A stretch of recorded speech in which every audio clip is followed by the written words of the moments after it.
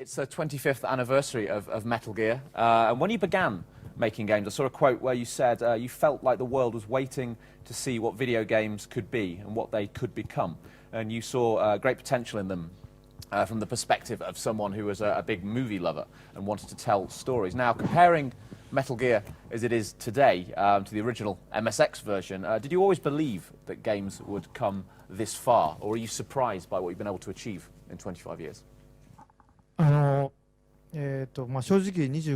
Quite honestly, it's surprising to me. 25 years ago, I never really imagined that game hardware would evolve this far so quickly. But if the question is whether or not I'm happy with where it is, the answer is no. For example, if you're going to create a piece of art, you first image it in your head. And that original image popped into my head 25 years ago. And for 25 years, I've been trying to recreate that image in the form of a game.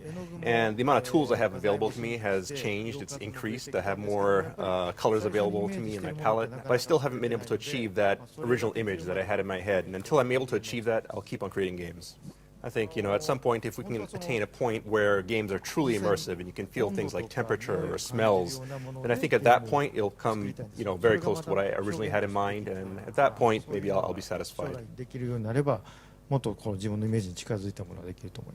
Now, as a child, you'd watch, as I understand it, a movie almost every day with your family, and you'd all discuss it, and that kindled your passion for cinema and storytelling. And before making games, I think you even wrote some novels as well. So I'm just interested in what films, games, and books, old and new, have inspired you, and how those inspirations and influences manifest themselves in your games.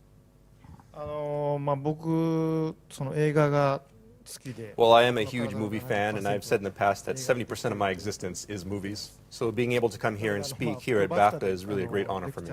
And it's really a culmination of all these various movies and influences that have allowed me to create Metal Gear Solid. So it's not one particular work that has really influenced me. But if I had to name one particular movie, it would possibly be Stanley Kubrick's 2001: Space Odyssey. It's not so much that I like the particular, the story or anything particular about it. It's more just the feeling that I got from it. It was made at a point in time where we hadn't been to the moon yet, and yet it really made people excited about going into space, and really, gave people dreams and got people thinking. And I think, that really inspired me, and that's what I try to accomplish with my games.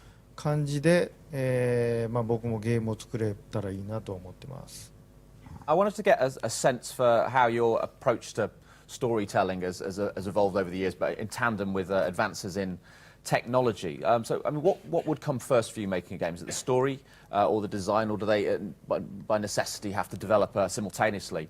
And how do you balance the storytelling with also giving the player meaningful action? And I suppose just to tag on to the end of that as well, what this means for storytelling, the fact that Ground Zeroes is an open world game. Well, first of all, when it comes to game design and story, I think of both of them, by myself, and, I do it simultaneously in parallel.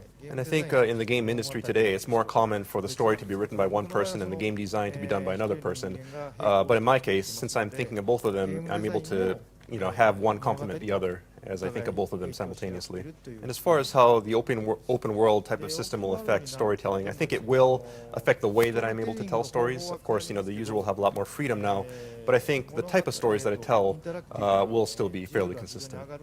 So, it won't do just to tell the player, okay, go here, do this, and have a very linear form of storytelling. I think now that the players have a lot more freedom with an open world environment, it's really up to the player to kind of create their own story as they play through the game. And I think that's something new and fresh that'll come out of the next generation of games.